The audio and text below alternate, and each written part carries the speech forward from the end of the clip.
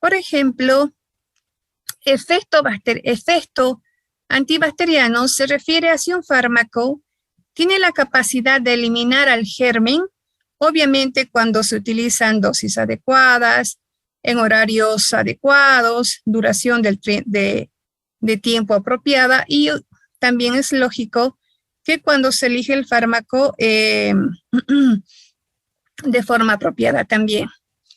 Estos medicamentos son bactericidas porque destruyen la pared, la pared bacteriana, que en las bacterias constituye el principal mecanismo de defensa. Es como si en nosotros nos quitaran el 100% de la piel. Nuestra probabilidad o posibilidad de vida se reduciría bastante, ¿verdad? Por eso les digo que todos los fármacos que tienen efecto bactericida por diferentes mecanismos de acción son considerados medicamentos potentes.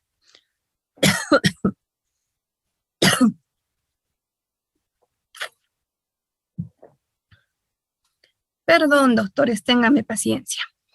En cambio, cuando un fármaco solo tiene efecto bacteriostático, como las tetraciclinas, los macrólidos en la mayor parte de las bacterias, el cloranfenicol, son fármacos que en realidad se utilizan solamente en infecciones leves a moderadas. Estos fármacos se llaman así bacteriostáticos, con efecto bacteriostático, porque en realidad no eliminan al germen. Lo único que hacen es, por diferentes mecanismos, impedir su crecimiento, pero en realidad no eliminan al germen. Y si la enfermedad que deseamos tratar es una enfermedad grave, pues estos medicamentos no van a ser útiles. O si el sistema inmune de nuestro paciente está comprometido, estos medicamentos no van a ser los más adecuados tampoco, porque apenas finaliza el tratamiento, la bacteria puede empezar a multiplicarse nuevamente, ¿verdad? Y ocasionar recaídas y también lo que más tememos y lo que ya está presente en nuestro medio desde hace varios años, resistencia bacteriana. Los fármacos, todos los fármacos inhibidores de pared, que incluyen, doctores, a penicilinas, a cefalosporinas, al imipenem, a la vancomicina, fosfomicina, bacitracina, y este fármaco que no es tan nuevo, pero es poco conocido, el Astronam. Todos estos fármacos tienen la capacidad de eliminar al germen. Por eso es que se dice que tienen efecto bactericida. Estos fármacos, los inhibidores de pared, también, se dividen en dos grupos, betalactámicos y no betalactámicos. Los fármacos llamados betalactámicos, o entre los fármacos denominados betalactámicos, inhibidores de pared, se encuentran precisamente las penicilinas y las cefalosporinas. Y en algunos casos, en pacientes muy sensibles, pues pueden determinar reacciones de hipersensibilidad gracias a la presencia del anillo betalactámico, que si bien por una parte potencia el efecto farmacológico bactericida de estos medicamentos, por otro lado, cuando el anillo betalactámico es degradado a nivel hepático, pues se convierte en ácido peniciloil o peniciloico en algunos libros, y este ácido es el que ocasiona reacciones de hipersensibilidad en algunos pacientes. Y estas reacciones de hipersensibilidad pueden ser leves, moderadas, graves, hasta convertirse en un verdadero choque anafiláctico. Es por eso que principalmente con la penicilina G-benzatínica, que es la penicilina que tiene mayor duración, permanece en nuestro cuerpo en concentraciones inhibitorias mínimas hasta 28 días, es con esta penicilina con la cual se tiene que tener la mayor precaución posible. Es por eso que en las recetas los médicos escribimos administrar un vial de tanta concentración, ¿verdad? Hay 3 presentaciones de la benzatínica, previa prueba de sensibilidad, precisamente para evitar reacciones como el choque anafiláctico. Eso en relación a los antibacterianos inhibidores de la síntesis de pared bacteriana. ¿Qué efecto tienen, colegas? Efecto bactericida. Por vía oral se podrán utilizar en infecciones leves a moderadas y ya por vía parenteral se podrán utilizar en infecciones un poquito más complicadas. El segundo grupo de antibacterianos corresponde a los antiinfecciosos inhibidores de la síntesis de proteínas bacterianas. Ya sabemos por qué utilizamos fármacos inhibidores de pared. Sabemos que la pared en las bacterias constituye su principal mecanismo de defensa. Si nosotros destruimos su principal mecanismo de defensa, el medio externo que rodea a las bacterias penetra en su interior y altera toda su estructura y funcionamiento interno. Estoy hablando de destruir su cadena de DNA, ribosomas, etc. Por eso tienen efecto bactericida los fármacos inhibidores de pared. El segundo grupo de fármacos antibacterianos, doctores, corresponde a los antibacterianos inhibidores de la síntesis de proteínas. Estos antibacterianos, como vamos a ver, se dividen en antibacterianos inhibidores de la subunidad 23, 30 o 50S del ribosoma bacteriano. El ribosoma bacteriano está constituido por 3 segmentos o 3 subunidades, 23, 30 y 50. Y los diferentes fármacos que conocemos atacan las diferentes subunidades, bloqueando de forma reversible o irreversible la síntesis de proteínas bacterianas. Algunos medicamentos como las tetraciclinas, el cloranfenicol, los macrólidos, son fármacos que tienen efecto únicamente bacteriostático en la mayor parte de los gérmenes en los cuales se los utiliza, ¿verdad? Estos fármacos normalmente ocasionan una inhibición reversible de la síntesis de proteínas bacterianas. Ahora se preguntarán, ¿para qué sirve inhibir la síntesis de proteínas bacterianas con estos medicamentos? Sencillo, colegas.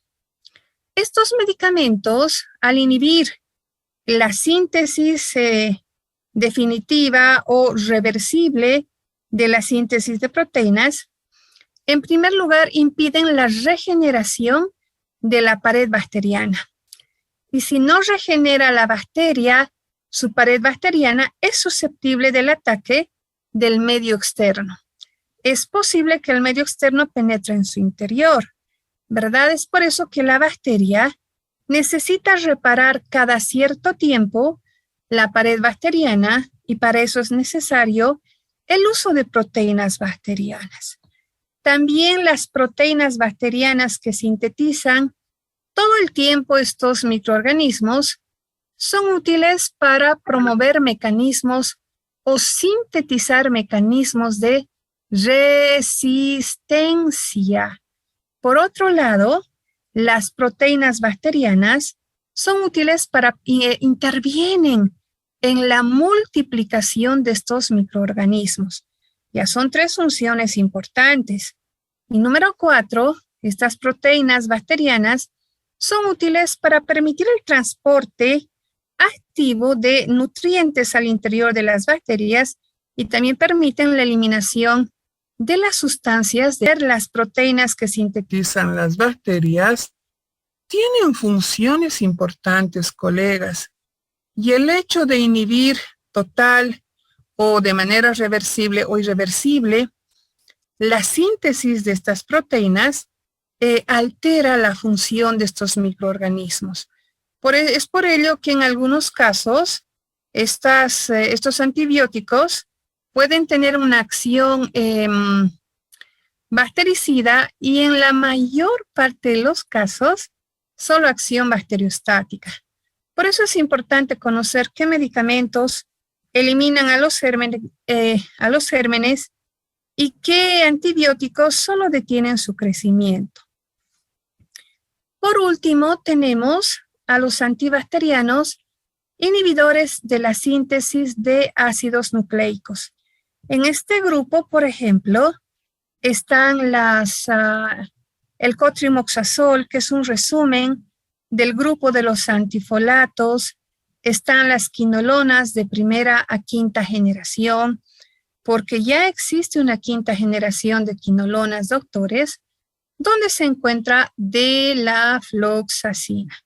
Yo sé que el tiempo no me va a alcanzar para hablar de estos antibióticos, pero me va a, por lo menos, yo les voy a mandar las diapositivas para que ustedes en su tiempo libre puedan leer sobre los últimos antibióticos que están en algunos casos ya aprobados por la FDA y en otros casos pues están a punto de ser lanzados al mercado.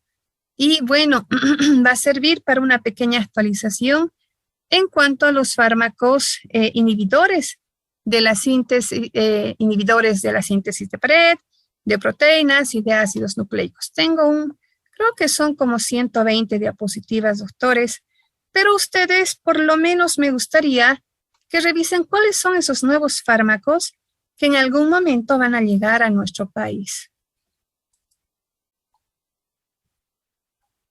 Vamos a continuar. Y les voy a hacer un pequeño recuerdo, doctores, de la constitución o de la estructura de las bacterias gram positivas y gram negativas para que ustedes puedan entender por qué algunos fármacos se inclinan más a actuar sobre bacterias gram positivas y por qué algunos otros antibacterianos son más bien dirigidos a destruir gérmenes gram negativos. Acá en esta imagen estamos viendo un corte, digámoslo así, sagital de una bacteria gram positiva y una bacteria gram negativa. En la bacteria gram positiva, normalmente en la mayor parte de ellas reconocemos dos estructuras. Una membrana celular interna y una gruesa pared celular. Y en la bacteria gram negativa encontramos tres estructuras. Una membrana celular interna, una delgada pared celular y una tercera protección que se llama membrana celular externa.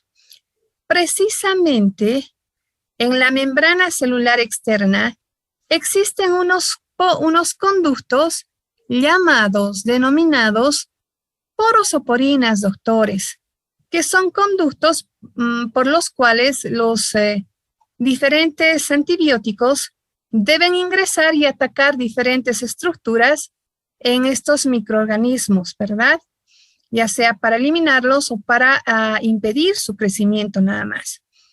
El principal mecanismo de resistencia en las bacterias gram negativas, o mejor dicho, uno de los principales mecanismos de resistencia en las bacterias gram negativas es precisamente la disminución en el calibre de los poros o porinas. Y si estos poros o porinas disminuyen de diámetro, doctores, casi ningún antibiótico podría penetrar en su interior. Es por eso que hay que tomar en cuenta que hay que promover el uso racional de medicamentos para que dentro de poco tiempo nosotros podamos seguir disponiendo de la mayor parte de antibióticos que tenemos a disposición. Si se han dado cuenta, poquito a poco, la ampicilina por vía oral ha dejado ya de utilizarse debido a varios mecanismos de resistencia, entre ellos la síntesis de beta-lactamasa. ya entre ellos la disminución en el calibre de los poros o porinas. Ahora, en algunas situaciones nada más, estamos utilizando ampicilina y en algunas situaciones muy especiales, cloranfenicol por vía endovenosa. Entonces, uno de los objetivos, o mejor dicho, una manera de promover el uso racional de medicamentos sería explicarle al paciente, ya sea el médico tratante o la colega farmacéutica, indicarle cómo va a tomar el medicamento por vía oral, si lo va a tomar junto con alimentos o alejado de los alimentos, si hay horarios escritos en la receta, si hay alguna recomendación extraordinaria. Todo eso debe, además debemos indicarle el por qué se le está recetando o vendiendo cada uno de los medicamentos. A veces el paciente llega muy desubicado a la farmacia y no sabe por qué está recibiendo uno u otro medicamento. Sería bueno que el médico tratante, en primer lugar, explicar el objetivo digamos, de darle una benzatínica para una amigdalitis estreptocócica y explicarle también cuál es el motivo del uso de un AINE, que puede ser, según las circunstancias, el Ecoxib, o puede ser diclofenaco, ibuprofeno, naproxeno o directamente dexametasona. O en el caso de utilizar amoxicilina, doctores, explicar en infecciones amigdalares graves, explicar por qué se necesita cumplir los 7 días de tratamiento. Solo cumpliendo 7 días de tratamiento en infecciones graves por vía oral, utilizando tratamiento obviamente por vía oral, podemos garantizar, no voy a decir el 100%, pero nos vamos a acercar al 100% de curación del paciente. Hay algunos pacientes que al 4º o 5º día ya se sienten mejor y abandonan el tratamiento antibacteriano. Y hay que explicarle que las bacterias se multiplican continuamente y que la multiplicación en su organismo se da en 3 oportunidades. El primer día de infección, el tercer día de infección y el 6º día de infección. Y la peor, digamos, multiplicación bacteriana se produce el 6º día de infección. Es por eso que los antibióticos que ingresan por vía oral deben garantizar eliminar las bacterias que se originan en este 6º día en este tercer día de infección que corresponde al 6º día. En esta tercera fase de infección, mejor dicho, que corresponde al 6º día. Me explico mejor. Las bacterias, en la mayor parte de los casos, se multiplican en 3 fases. La primera fase, el primer día de infección. La segunda fase, el tercer día de infección. La tercera fase, el 6º día. Es una multiplicación exponencial, doctores. Es decir, que cada vez que se multiplica, la bacteria lo hace hasta en 10 veces más que la primera oportunidad. Es por eso que hay que bloquear la tercera fase que tiene lugar el 6º día. Por más que el paciente se sienta mejor al 4º o 5º día. Si nosotros, en palabras más sencillas, obviamente, logramos explicarle este pequeño detalle al paciente, yo estoy casi segura que el paciente pues va a intentar, aunque ya se sienta mejor, cumplir los 7 días de tratamiento que el médico le ha asignado. Ahora, en relación a la interacción con alimentos, creemos que los alimentos no tienen interacción con los fármacos, pero esto no es así, doctores. Todos los antibióticos y todos los medicamentos o fármacos que ingresan por vía oral guardan interacciones importantes con los alimentos. Y en el transcurso de las diferentes exposiciones, yo les voy a indicar cómo se toma un determinado antibiótico con alimentos o 1 hora antes o 2 horas después de los alimentos. Cuando los antibióticos interaccionan con algunos alimentos o con los alimentos en general, en algunos casos como la amoxicilina y amoxicilina y la claritromicina, en estos casos especiales se necesita que el paciente ingiera el medicamento en estómago que contenga algo de alimento.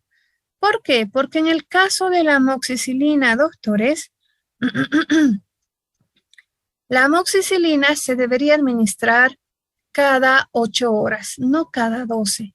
Su tiempo de vida media es muy corto, cerca a 1 hora, 63 o 68 minutos nada más. Es la vida media plasmática de la amoxicilina. Y es por eso que se debe de manera recomendable administrar amoxi de 1 gramo o de 500 cada 8 horas, no cada 12 como he visto en algunos esquemas terapéuticos. Quizás en otros países donde no hay medicamentos de venta libre, sí se pueda administrar con intervalos más prolongados. Pero en el nuestro, donde realmente hay abuso de los medicamentos, cuando el paciente se automedica y toma en el horario que él quiere, sí, en estos casos no recomiendo la amoxicilina cada 12 horas, ni aún combinada con el ácido clavulánico. Recuerden, mis queridos colegas, que el ácido clavulánico solo es un inhibidor de beta-lactamasa. En realidad, el ácido clavulánico tiene muy poca o pésima o mínima actividad bactericida. Su principal objetivo es inactivar a la beta-lactamasa bacteriana, pero no elimina a la bacteria. ¿Quién se encarga de eliminar a la bacteria en general? La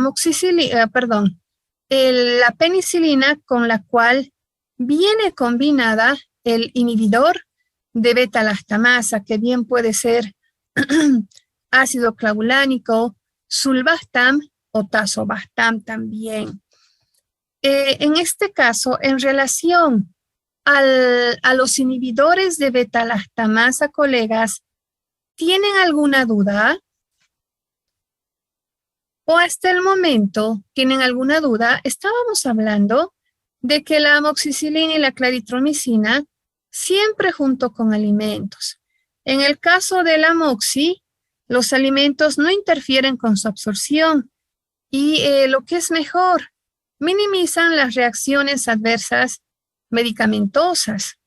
En el caso de la claritromicina, la literatura indica que incluso los alimentos incrementan a más del 50% la absorción de la claritromicina. Y recuerden, si hay una buena absorción de los medicamentos en la primera porción del intestino delgado, su biodisponibilidad, su concentración plasmática van a ser óptimas. Y mejor que ello, el efecto farmacológico va a ser óptimo también. Vamos a tener buenos resultados. Pero si nosotros, por ejemplo, al prescribir acitromicina, no le indicamos al paciente que tiene que tomar acitro en estómago vacío y el pacientito justo, la única dosis que le toca al día, la toma después del almuerzo junto con alimentos. Más del 50% de la dosis que se le haya prescrito al paciente no se va a absorber. ¿Cuál va a ser la complicación? Baja a biodisponibilidad y fracaso terapéutico. Créanme, colegas, que la interacción de los antibióticos con los alimentos es realmente importante y tenemos la obligación de dominar esto. con todos los antibióticos que tienen mayor movimiento o con los medicamentos en general que tienen mayor movimiento. Si el fármaco tiene que ingresar por vía oral, es nuestra obligación revisar si se puede combinar con o sin alimentos, ya que al interferir la absorción de los fármacos, vamos a determinar nosotros un verdadero fracaso terapéutico en el paciente.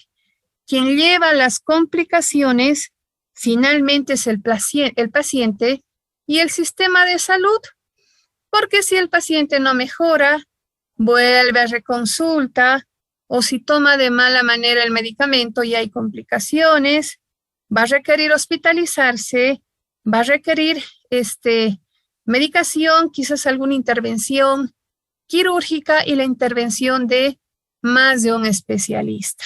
Y todo esto repercute en el sistema de salud también, doctores. Es por eso que yo les pido, por favor, tener o responsabilizarnos más en cuanto al manejo, en este caso, de antibióticos y de conocer qué antibióticos se pueden administrar con o sin alimentos para incrementar la absorción de los mismos. Los horarios también son importantes, colegas, para los antibióticos. Y había tocado un punto muy importante. Si alguno de ustedes me está prestando atención, ¿podría indicarme, si tiene facilidad en su celular, cuál es la vida media plasmática de la amoxicilina? Me gustaría que me ayuden y que me acompañen en el transcurso de la exposición, doctores. ¿Alguno de ustedes ya pudo buscar cuál es la vida media de la amoxi?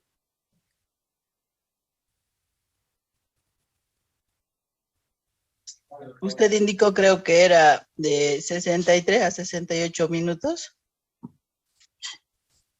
¿Alguien encontró algo diferente, colega? A ver, doctorita, si usted me puede ayudar. Y en su celular buscar vida media plasmática, vida media de la amoxicilina, así facilito. Está en 61.3 minutos. Muchas gracias, doctorita. Ahora busquen la vida media de la claritromicina. Vida media de claritromicina.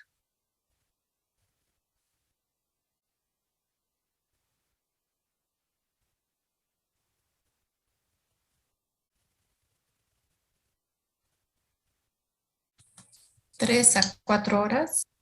3 a 4 horas. Muy bien, doctorita.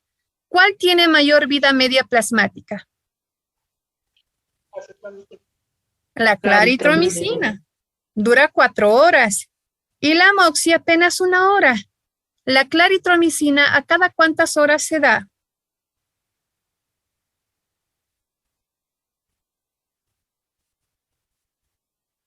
Cada 12 horas la claritromicina. Cada 12.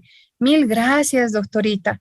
¿Y por qué tenemos que dar amoxicilina que tiene menos, o sea, que su vida media plasmática es más cortita? ¿Por qué tenemos que darla cada 12 horas? ¿Se justifica o no se justifica esto que les estoy indicando, doctores? No se justifica. Yo no estoy de acuerdo para nada en que la amoxicilina de 1 gramo o que la amoxicilina combinada con el clavulanato se dé cada 12 horas. ¿Por qué? Su vida media es muy corta. Vamos a dejar un gran espacio a lo largo de 24 horas y en ese espacio donde le estamos quitando una dosis de amoxicilina al paciente, si es que acaso le damos cada 12, las bacterias van a multiplicarse y la recuperación del paciente va a ser lenta o nula. Ese es mi respaldo para yo, de manera personal, indicarles que no estoy de acuerdo la amoxi cada 12 horas, para nada. Si quieren tener éxito con este medicamento, es mejor que utilicen amoxi cada 8 horas, ya sea en niños, o ya sea en adultos, o ya sea combinada con clavulanato. He mencionado que el clavulanato que es el inhibidor de beta-lactamasa más comúnmente utilizado, solo destruye la beta-lactamasa que produce la bacteria. Sabemos que la beta-lactamasa es una enzima. En general hablamos de beta-lactamasa, pero hay penicilasas, cefalosporinasas, etcétera, que son beta-lactamasas. Y se llaman beta-lactamasas porque su única finalidad es destruir el anillo beta-lactámico de los inhibidores de pared, como penicilinas y cefalosporinas. Hay algunas cefalosporinas que pueden ser fácilmente destruidas por beta-lactamasas, principalmente producidas por gram negativos, y hay penicilinas que directamente son destruidas por cualquier beta-lactamasa, ya sea producida por una gram positiva o por una gram negativa, ¿verdad? En ese sentido, el IBL lo único que hace es inhibir a la beta-lactamasa que produce la bacteria, pero no elimina la bacteria en sí.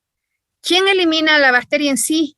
La amoxicilina, combinación más común, con la cual viene combinada el inhibidor de beta-lactamasa.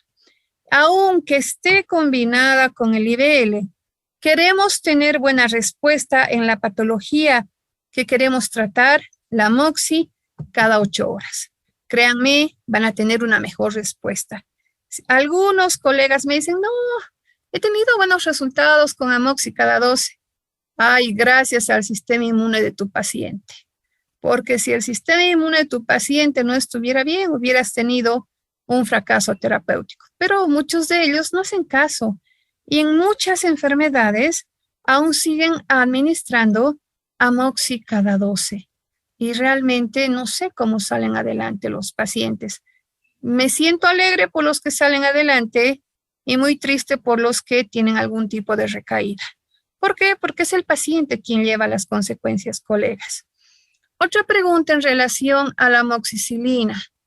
En el adulto que pesa más de 40 kilos, la amoxicilina, doctores, en algún momento voy a apagar la cámara porque tengo baja señal y a veces el tener prendida la cámara me quita un poco de canal. Entonces, en algunos momentos voy a apagar la cámara para que no disminuya la señal. Por lo menos eso es lo que el técnico me ha mencionado. Hoy hemos tenido una gran lluvia en la ciudad de Cochabamba, donde radico, y todavía conservo la esperanza de que no va a disminuir la señal de mi internet y no se me va a cortar la luz. Por alguna causa, después de ciertas lloviznas, se me corta la luz y baja la señal. Con la luz no hay problema. Es con la señal, con la del Wi-Fi, porque tiene otro tipo de conexión, con el que puedo tener algún inconveniente y es ahí donde voy a apagar la camarita.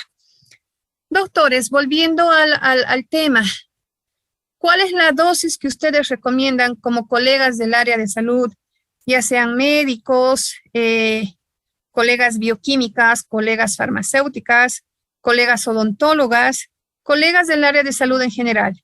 ¿Qué dosis recomiendan ustedes a un paciente que tiene una amigdalitis? Ya es un paciente de 50 años, pero pesa, 45 kilos. Es delgadito el pobre paciente. O para cualquier paciente, tiene 18 años y pesa 60 kilos. 18 años y pesa 60 kilos. En todos los casos, es un paciente adulto con un peso mayor a 60 kilos. ¿Cuál es la dosis de amoxi que les recomienda? ¿500 miligramos o 1 gramo, doctores? 1 gramo, doctora. Muy bien, doctora Antesana. Le agradezco la respuesta y la colaboración. ¿Alguno de ustedes tiene otra opinión? En algunos casos han prescrito, colegas, 500 miligramos, nada más. Les recomiendo que si su paciente tiene tiene un peso mayor a 40 kilos, la dosis de amoxicilina que le corresponde es 1 gramo. A partir de los 40 kilos hacia adelante, ya la dosis de amoxi es de 1 gramo. 80, 70, 60 kilos es 1 gramo.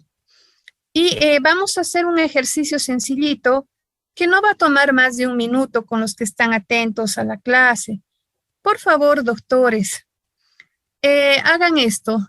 Escriban en una hojita presentación dividido entre el peso por 3. Presentación dividido entre el peso por 3.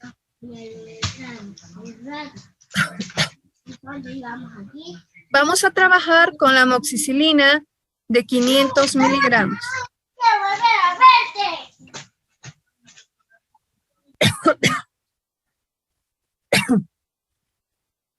Muy bien, ya se bloqueó el microfonito que estaba activado. Ahora, quiero que los que estén atentos al aula escriban esta fórmula. Presentación dividido entre el peso por 3.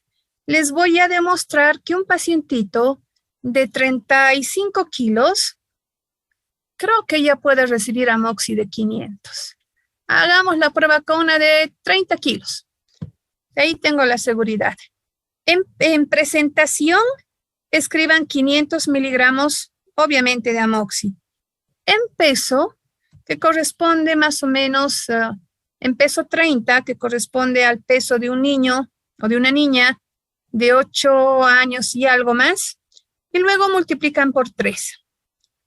Otra vez, presentación dividido entre el peso por 3. En presentación escriban 500, en peso 30 y multiplican por 3. ¿Cuál es el resultado que han obtenido, doctores? 49.9. 49. Ah, ya. Entonces hagamos el ejercicio con un paciente de 35 kilos, doctoritas. Amoxi de 500, peso 35, que corresponde a un paciente de 9 años más o menos. A ver, 500 dividido entre 35, perdón. 500 dividido entre 35 por 3. 42.85. ¿Cuánto, doctorita? 32.85. 42.86. 2.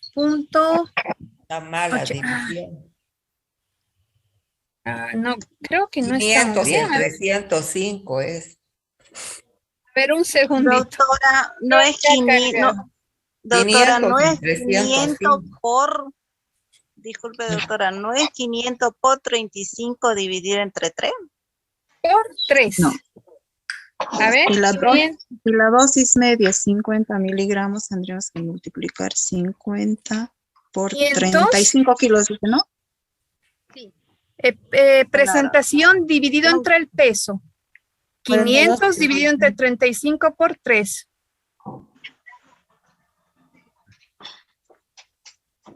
$26. 500 dividido entre 26 por 3. Aquí está. Ya, ahora sí, colegas. Vamos a trabajar con un paciente de menor edad. Paciente de 26 kilos, más o menos tendría unos, edad por 2, 5 por 2, 10, más o menos unos 7 añitos. Este paciente pesa 26. Dividan, por favor, se los ruego. 500 entre 26 y multipliquen por 3. 57.69. Exacto, lo mismo he sacado yo, mi querida doctora, muchísimas gracias.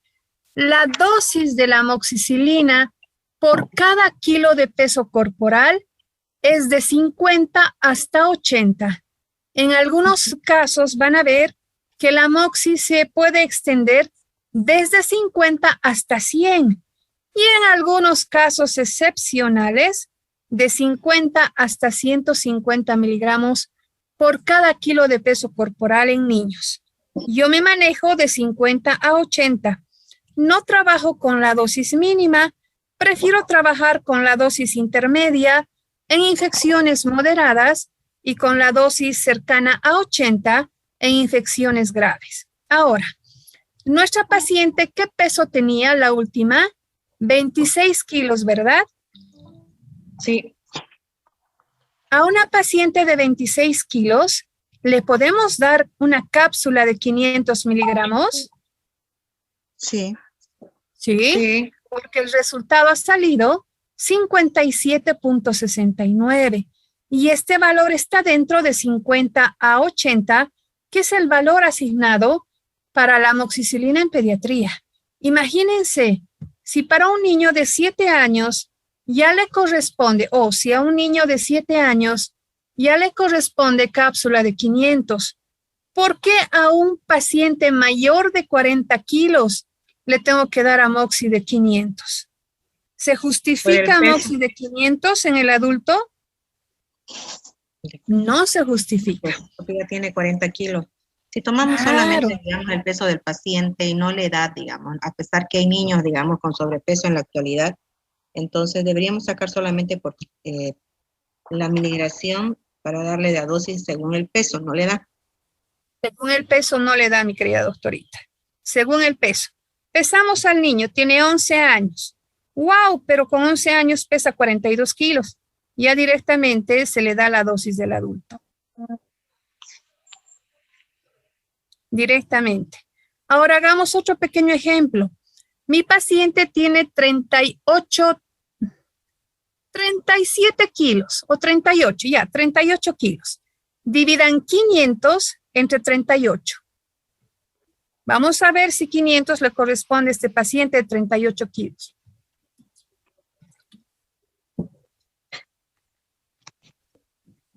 $39.47 me sale. ¿Está dentro de valores normales, mi querida doctora? No, ya está la dosis muy baja. Muy baja. Muy baja. Estamos intentando dosificar amoxi en cápsulas y en tabletas en niños. Lo mejor es en jarabito, pero a veces, se necesitan varios jarabes, varios frascos de jarabe, doctoras. Por eso estoy haciendo el intento de, en algunos casos, intentar dosificar amoxi en capsulita o en tableta. ¿Qué presentaciones de amoxicilina tenemos? Cápsula de 500, ¿qué más? Comprimido. Comprimido. Jarabe no. Suspensión. No. Solo sólidos. Cápsula de 500. Comprimidos. Comprimido de 500 de 1 gramo. Comprimido. 875 venía antes.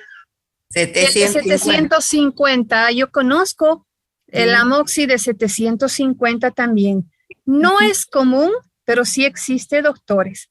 Y además, en algún momento el comprimido de amoxi de 500, aunque yo solamente he visto en cápsulas, se puede fraccionar. A ver, veamos, doctores. Ahora trabajen con 750 y dividan entre 30 y... ¿Cuánto era el peso del paciente? 35, ¿no? No recuerdo. 38, doctora. 38, doctora. Ya. A ver, dividan 750 entre 38 y multiplican por 3. 59.2. 59.2. A este paciente de 38 kilos, 59.21, doctora. ¿ya? Muy bien. ¿Está dentro de valores normales? Sí. Sí. Entonces, a este pacientito que pesa 38 kilos, ya le corresponde no cápsula de 500, ya nos estamos acercando a la cápsula de 1 gramo, pero le hemos dado solo 750. Por este razonamiento es que les digo, a todo paciente mayor de 40 kilos le corresponde amoxi de 1 gramo, no de 500.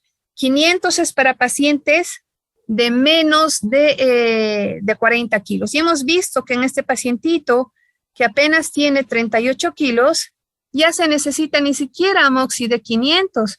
Ya estamos utilizando amoxi de 875. Y el cálculo no está mal, mis queridas colegas. Entonces, con este detalle, les quiero indicar que si van a utilizar amoxi o si van a recomendar amoxi para un paciente que tiene amigdalitis estreptocócica, es decir, las amígdalas están inflamadas y con puntos purulentos, a eso me indica que no es una amigdalitis viral, tiene que ser bacteriana, entonces sí necesita antibiótico. ¿Cómo hacen algunos pacientes? Buscan medios. A veces me mandan la foto de su amígdala o de sus amígdalas y me dicen, doctor, esto tengo. ¿Qué puedo tomar? Ayúdeme. Entonces, viendo si tiene puntos purulentos o no, determino si le voy a dar simplemente un AINE o le voy a dar un AINE más un antibacteriano, doctores. Este pequeño ejercicio me sirve para indicarles que si mi paciente es mayor, tiene un peso mayor a 40 kilos, recomiéndenle amoxi de 1 gramo y junto con alimentos. Y si la patología es realmente grave, yo imagino que siempre van con patologías graves porque en las patologías graves, ya una amigdalitis grave, el paciente siente dolor porque las amígdalas están hiperémicas, agrandadas, ¿verdad? Y hay inflamación alrededor y es por el dolor que provoca la inflamación que el paciente acude o a la farmacia o a consulta médica. Entonces yo asumo que en estas situaciones de gravedad el paciente pide ayuda y directamente, si le voy a dar amoxi, que sea la amoxi de 1 gramo cada 8 horas y 7 días. ¿Qué más? Junto con alimentos. Y explicarle de manera breve el por qué tiene que cumplir 7 días de tratamiento. Se pudo comprender por qué tengo esta opinión o este manejo respecto a la dosis y al intervalo de la amoxicilina, colegas. ¿Se pudo comprender? Sí. Muy bien, doctoritas. Me voy a movilizar un poco. Ahora sí. Vamos a continuar con las generalidades. Estamos tocando un poco de algunos medicamentos que creo que son de uso cotidiano, colegas. Aquí están. En primer lugar, vamos a revisar a los antibióticos que tienen la capacidad de inhibir o de destruir, como en esta imagen, la pared bacteriana. Y en este grupo que tienen anillo beta-lactámico susceptible de ser destruido por una beta-lactamasa bacteriana, están las penicilinas y las cefalosporinas. Monobastamas y carbapenemas como el imipenem son ya medicamentos más potentes, modificados, colegas, y que bueno, no son destruidos fácilmente por esta enzima producida por la bacteria. Los beta-lactámicos, como hemos visto, principalmente no vamos a tocar todavía monobastamas ni carbapenemas. Nos vamos a abocar a penicilinas y cefalosporinas. Las penicilinas se clasifican en 3 grupos, propiamente dichas, resistentes a las beta-lactamasas y de amplio espectro. Las propiamente dichas, doctores, en este grupo están la sódica, la procáinica y la benzatínica. Nos vamos a abocar a la benzatínica porque es la que más movimiento tiene en el paciente ambulatorio. En relación a las resistentes a las beta-lactamasas, vamos a hablar sobre la cloxa y la dicloxa, que en realidad tienen la misma dosis y el mismo mecanismo de acción. Y fíjense, ¿cuál es el título de este segundo grupo de penicilinas? Son penicilinas resistentes a las beta-lactamasas. Este grupo de penicilinas donde están la dicloxacilina y la cloxacilina son penicilinas modificadas. Su anillo beta-lactámico tiene una doble modificación que impide una destrucción fácil por las beta-lactamasas bacterianas. Y luego tenemos a las penicilinas de amplio espectro, donde estaban la ampicilina, que se utiliza muy poco, por vía B, en la actualidad por vía oral ya no se lo utiliza, y donde está la amoxicilina. Y se llaman penicilinas de amplio espectro o espectro ampliado porque son las únicas penicilinas que son activas contra, aparte de bacterias gram positivas, son activas contra bacilos, algunos bacilos gram negativos como la E. coli. Si ustedes han leído la posología, no es posología, las aplicaciones clínicas de la amoxicilina, que ahorita, bueno, que hasta el momento es la única penicilina vigente o que tiene mayor movimiento, se habrán dado cuenta que son útiles, o que es útil, mejor dicho, para las infecciones urinarias. Acá viene mi crítica y mi opinión. Voy a decir opinión, no crítica. ¿Ustedes consideran que la amoxicilina, pese a que lo indica en las aplicaciones clínicas del prospecto, podría ser primera elección en infecciones urinarias, dado que su espectro está más dirigido hacia gram positivos y apenas tiene una actividad en gram negativos como la E. coli, y además fácilmente es destruida por la beta-lactamasa? ¿Considerarían ustedes que la amoxicilina puede ser primera opción en una infección urinaria? No, doctora. Yo pienso igual que usted, mi querida colega. No pienso que la amoxi sea mi primera opción cuando de manera empírica, sin haber tenido el resultado, sin haber realizado un urocultivo, no creo que de manera empírica ya hoy por hoy debo utilizar a la amoxi. ¿Por qué? Fácilmente destruida por la beta-lactamasa del E. coli. ¿Qué más?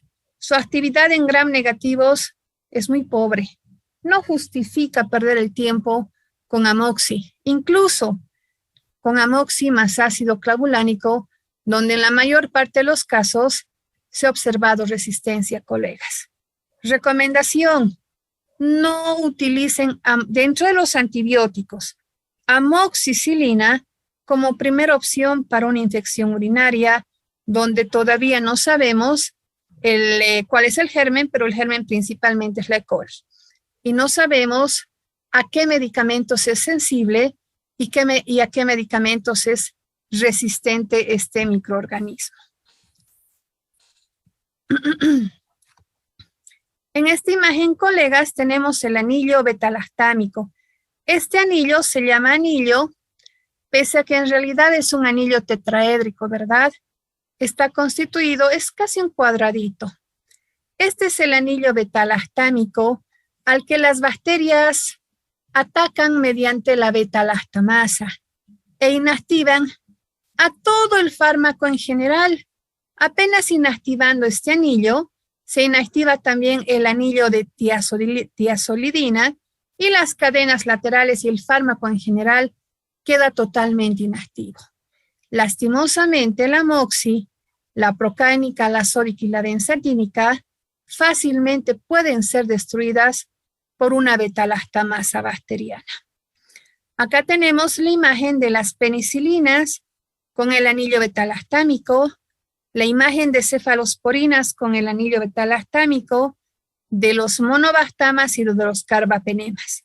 Estos dos últimos no son destruidos por las beta-lactamasas porque ya tienen cadenas modificadas. Entre las cefalosporinas, solo las de primera y segunda generación pueden ser destruidas por beta-lactamasas producidas por gram negativos. Si la beta-lactamasa es producida por estafilococo dorado, que es coco gram positivo, las cefalosporinas de primera muy utilizadas o las de segunda, que no se mueven mucho, todavía resisten a estas beta-lactamasas y pueden ser utilizadas en infecciones relativamente graves. Mis queridas colegas, hasta el momento se ha cumplido 1 hora de exposición. Yo les pido 5 minutitos de receso para cargar mi pomito con agua y apaciguar algún tipo de tos que apareciera. Pero antes de suspender esta primera sesión y volver dentro de 5 minutos, me gustaría saber, por favor, de todo lo que he expuesto hasta ahora, ¿tienen alguna pregunta? Distinguidas colegas, retornamos a la segunda sesión. Vamos a finalizar la clase a las 9:30, doctoras, por favor, para no cansarlas mucho y para permitirles asimilar lo que se ha avanzado, ya que se les va a tomar un examen sobre 100 puntos para ver cuántos de ustedes han podido estar presentes en el aula y han podido captar la información. Una de las preguntas que se van a realizar en el cuestionario sobre 100 puntos es a partir de por ejemplo, paciente de 50 años y 60 kilos. ¿Cuál es la dosis de amoxi que debería recibir si tiene una amigdalitis estreptocócica? 1 gramo cada 8, 1 gramo cada 12, 500 cada 8. Creo que las doctoritas que han estado participando ya saben la respuesta, ¿verdad? Sí, doctora. Muy bien. Esa es una de las preguntas que van a ingresar y me encanta su participación y espero que todos ustedes puedan aprobar este examen, doctores. ¿Qué quiere decir fármaco bactericida? Que elimina el germen, que interfiere con su crecimiento, que interfiere con la síntesis de proteínas. ¿Qué quiere decir fármaco bactericida? ¿Alguna de ustedes? Elimina el germen. Eso mismo, colegas. Ahora, los fármacos bacteriostáticos, esa es otra pregunta que va a ingresar. Oh, posible pregunta. Muy bien. Los fármacos bacteriostáticos, doctores. Los fármacos bacteriostáticos, sí, solo impiden el crecimiento. Los fármacos bacteriostáticos, doctores, ¿son útiles para infecciones realmente graves por vía oral? No. No, en realidad incluso por vía oral, tetraciclinas, macrólidos, normalmente se restringen, son fármacos bacteriostáticos, normalmente se restringen al tratamiento de infecciones leves a moderadas a lo mucho. No se utilizan para infecciones, principalmente tetraciclinas, para infecciones graves, a no ser que estén combinadas con otros medicamentos. De eso vamos a hablar un poquito después. Ahora continuamos, doctores. No vamos a ya. Las penicilinas y las cefalosporinas, porque en esta primera sesión vamos a hablar sobre penicilinas y cefalosporinas. Doctores, penicilinas y cefalosporinas son de categoría B. Ustedes ya saben que los medicamentos en la mujer embarazada se clasifican en 5 categorías. Categoría A y categoría B sí se pueden administrar en mujer embarazada. La categoría B es una categoría relativamente inocua en la mujer embarazada. Los experimentos realizados en animales, lastimosamente, no queda otra opción, han demostrado que no ocasionan efectos teratogénicos. Doctorita Montaño, si puede bloquear su micrófono.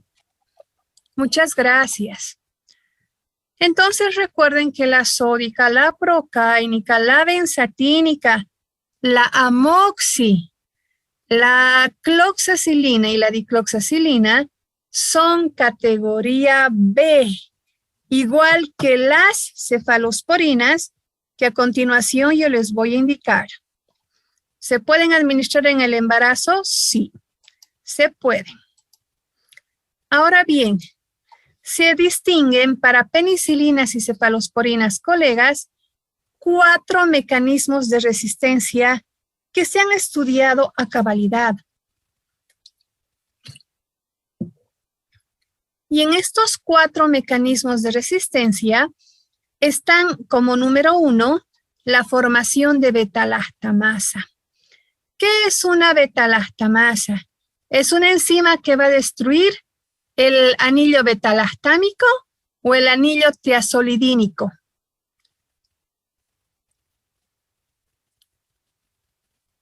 A ver, doctoritas, la beta-lactamasa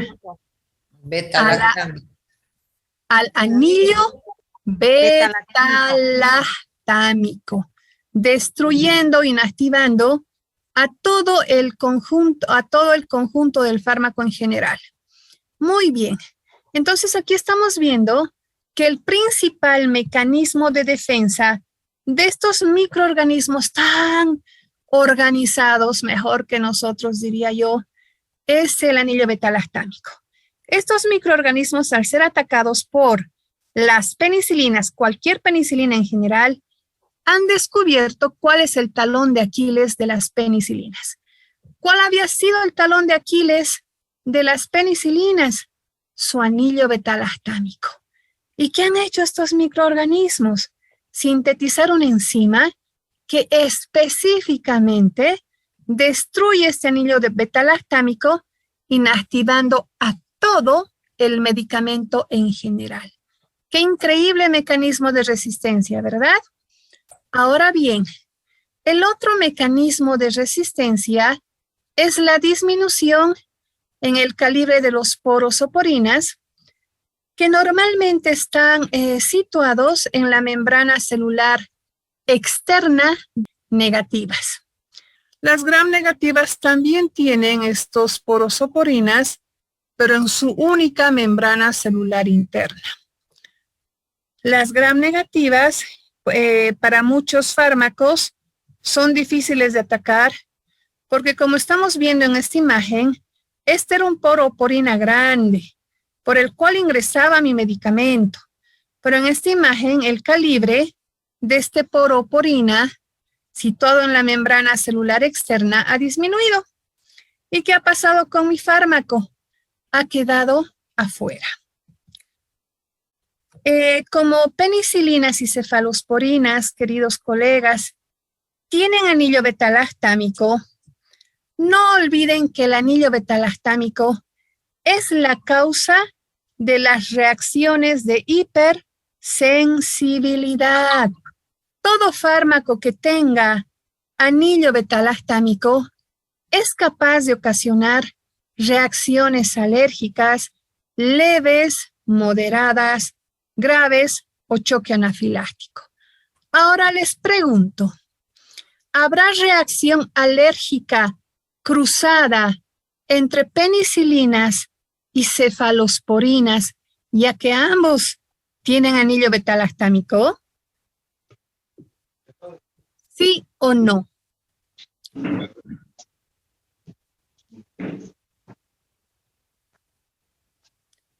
¿Qué opinan? Sí. Claro que sí. Porque tienen el mismo mecanismo de acción. Primero el mismo mecanismo de acción, pero más que eso, tienen anillo beta-lactámico, ambos.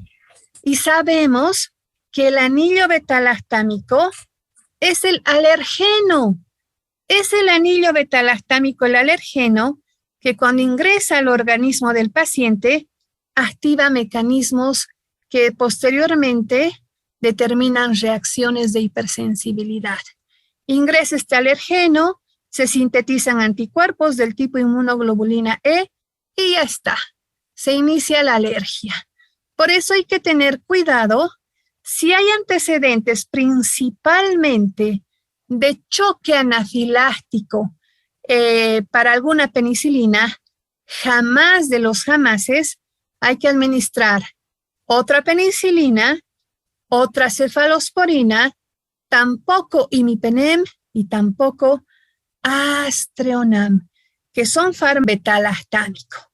Vuelvo a reiterar, ¿quién es el culpable o qué estructura de los inhibidores de pared es responsable del choque anafiláctico y de las reacciones alérgicas? ¿El anillo beta-lactámico o el anillo tiazolidina? El beta-lactámico. Exactamente, posible pregunta de examen. Me gustaría que anoten, por favor. Así las personas que han estado atentas se van a sacar un 100 sobre 100. Muy bien. Entonces, de preferencia, si hay alergia a la benzatínica, ¿le puedo dar amoxi? No. No, jamás. Si hay alergia a la amoxi, ¿le puedo dar cefradina? No. Tampoco. Hay riesgo de que ocurra una nueva reacción alérgica. La literatura dice que la probabilidad de reacción alérgica es mínima, pero yo no me arriesgo, porque imagínense que le dé un choque anafiláctico a mi paciente con el segundo ingreso de fármaco con anillo beta-lactámico y no se le pueda salvar la vida. Entonces, no prefiero arriesgarme. Si mi paciente tiene alergia a los beta-lactámicos, mejor buscar otras opciones terapéuticas. Por ejemplo, macrólidos. Queridos colegas, los macrólidos no tienen anillo beta-lactámico, tienen anillo lactónico macrocíclico. Entonces, una bacteria que esté como mecanismo de resistencia, inactivando, destruyendo a la sódica, procáinica, benzatínica, amoxicilina, no va a destruir a mi macrólido. ¿Qué macrólidos conocen, doctores? Eritromicina, doctora. Muy bien, la eritro. ¿Qué otros macrólidos? Claritromicina, citromicina. Excelente, doctor. Excelente, doctores.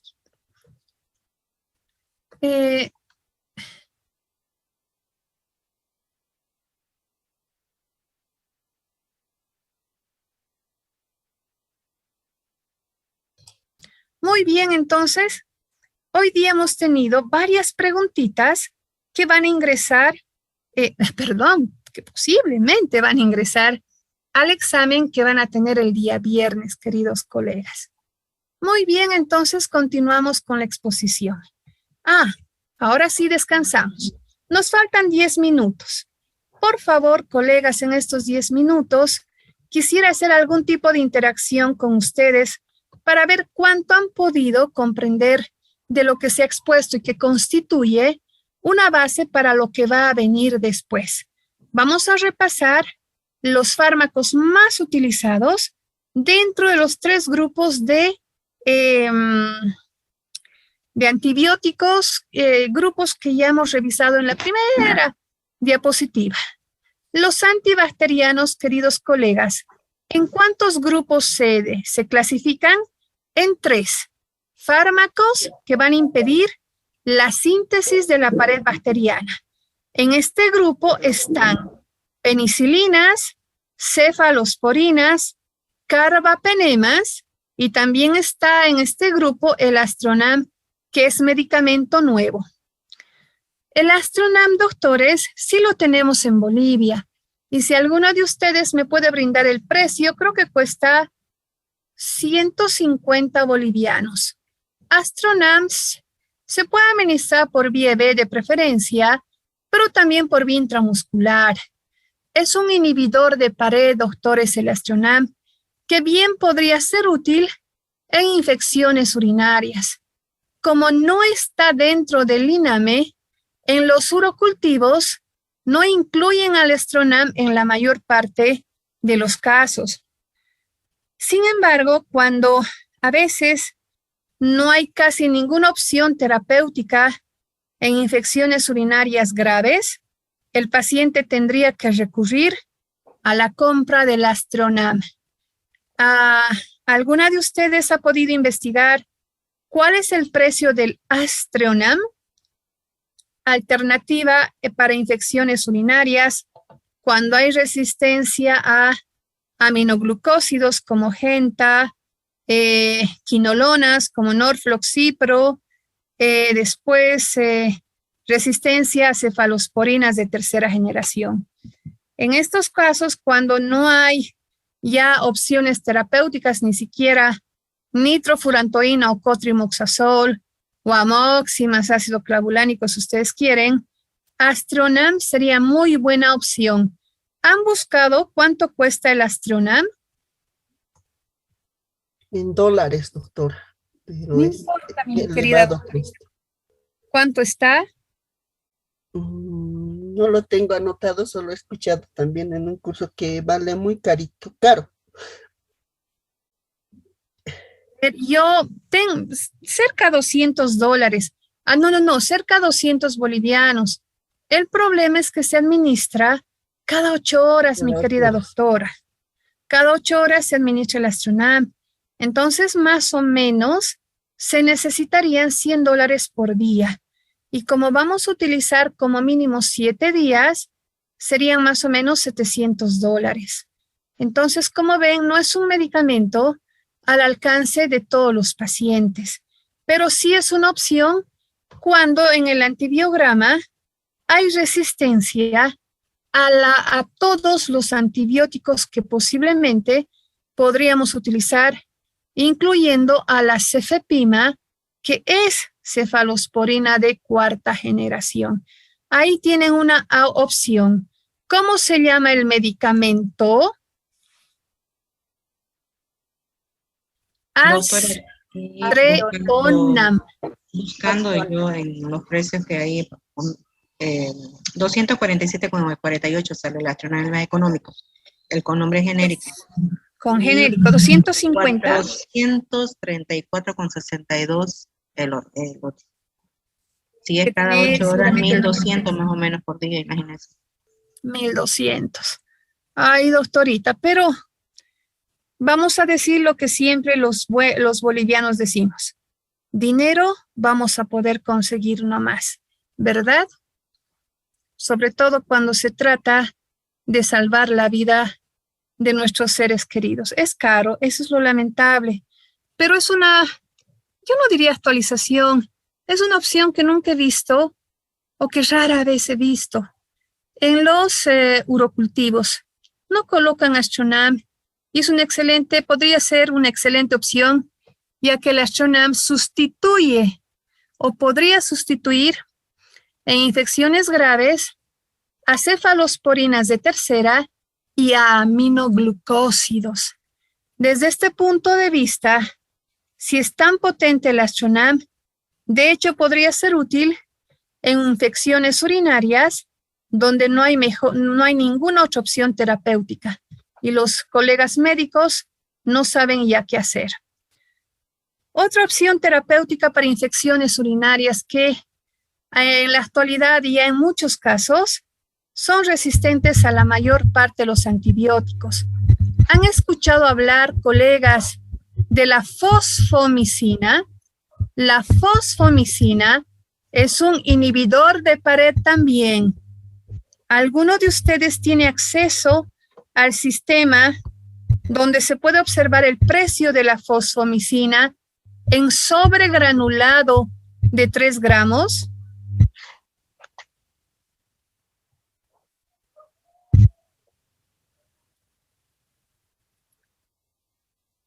$138,70.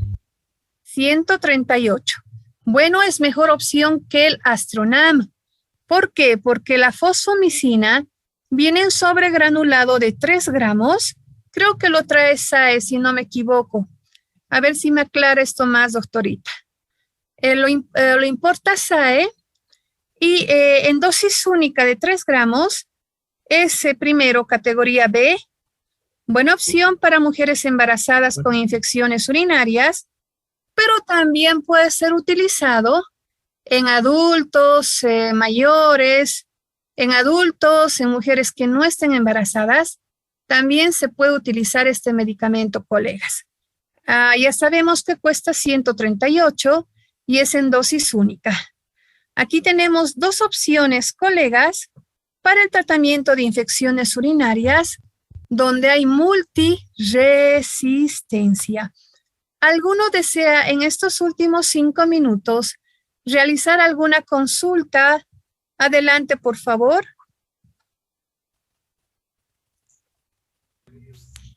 No sé si alguna de las doctoras desea hacer alguna pregunta, quizá pueda hacer por el chat o simplemente levantando la mano y aprovechen, por favor, doctoras, que tenemos la buena predisposición de la doctora Marlene. Adelante, doctoritas, doctores en general. Su pregunta no molesta. Aprovechemos estos 4 minutitos que tenemos. Ahora, si no hay más preguntas, ya, entonces podemos finalizar el aula y reencontrarnos el día de mañana. Adelante, doctora Edva y doctora Grace.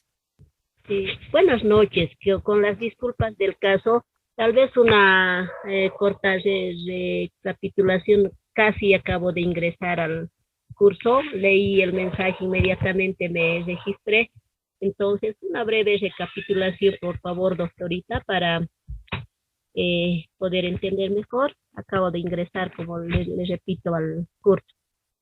Mi querida doctor, una recapitulación va a ser un poquito complicada, porque ha sido un avance de casi 1 hora y media.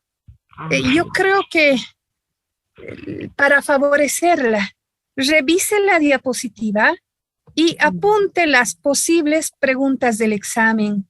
Ese consejo le podría dar porque en 4 minutos o en 1 minuto no voy a poder recapitular lo que en 1 hora he avanzado. Perdón, discúlpeme, doctorita, pero es mucho. De verdad, si fuera una pregunta más cortita, yo lo hubiera ayudado con todo gusto. Es comprensible, doctora. Mil gracias de todas maneras. Las diapositivas nos van a enviar, están ahí en el... Yo ya le envié a la doctorita Karen, pero yo creo que hoy la doctorita ya van a estar o están en este momento, ¿verdad? Sí, doctora, yo voy a enviar al grupo y también vamos a enviar la grabación de la clase, o sea que no se van a perder nada, doctora. No se preocupen, doctoras. Vamos a mandar, como siempre, la grabación de la clase y también las diapositivas. Doctorita Karen, disculpe. Creo que me he equivocado y no le he mandado a usted las diapositivas. He mandado a otra persona encargada. No, ¿Tiene las diapositivas o las vuelvo a mandar? Me mandó, doctora. No se preocupe, tenga. Ah, ya va a disculpar. O sea, directamente dije, le mandé y sin saber siquiera si las había recibido. Ya. Una Gracias, consultita, por favor. Antes de que nos retiremos. Los exámenes van a ser el día viernes. ¿Va a ser semanales los exámenes que nos vamos a tomar? ¿Nos van a tomar? ¿Sí? No sé si me escuchó. Si los exámenes van a ser de forma semanal. Una vez avanzada la semana, cada viernes vamos a dar examen. Buenas noches.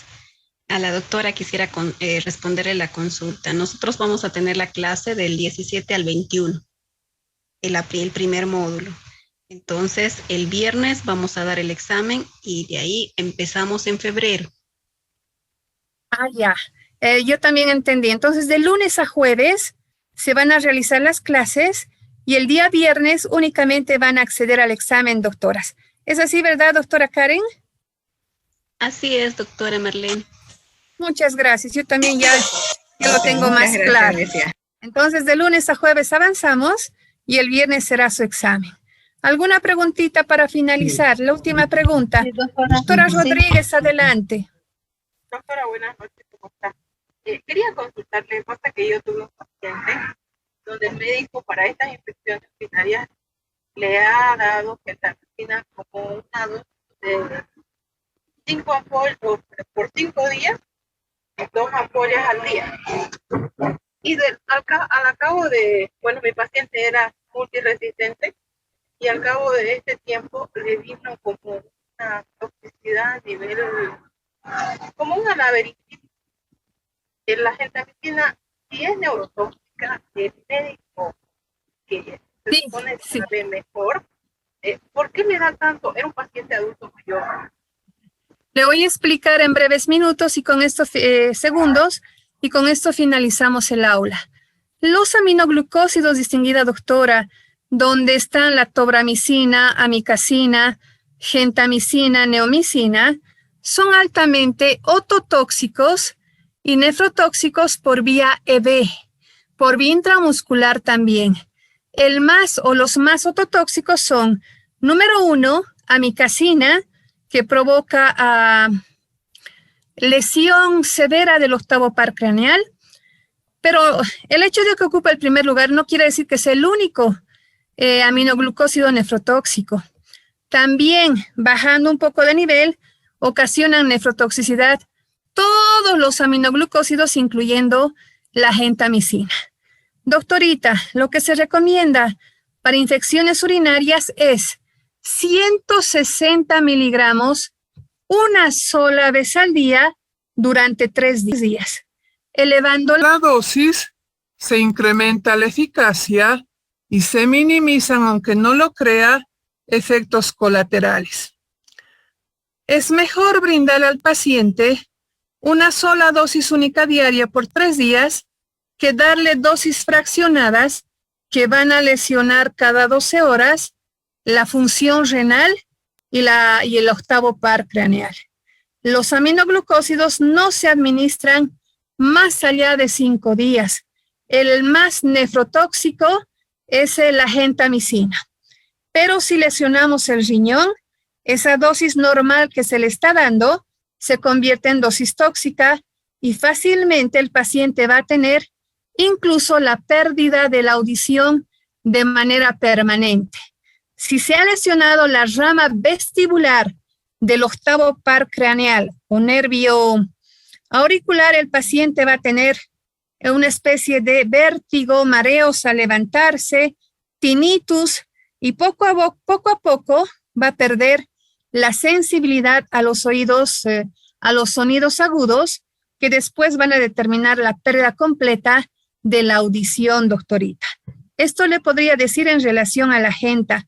Ya no se recomienda 80 cada 12, sino más bien 160 solo durante 3 días. Ojalá que mi respuesta haya resuelto su duda, mi querida doctora. Distinguidos colegas, entonces, si hubiera algún tipo de duda más, quizás la siguiente aula que va a tener lugar el día de mañana, puedan escribir al chat y yo desde las 8 menos 20 me voy a conectar y puedo responderles mediante el chat antes de iniciar la clase. ¿Qué les parece? Así despejan la duda que tal vez en este momento ya no les pueda responder para no alargar más la clase. ¿Les parece? ¿Qué le parece, querida doctorita Karen? Claro, ¿Está bien esta sugerencia? Excelente, y aparte de todo, como usted está dentro del grupo de WhatsApp que formamos del curso, entonces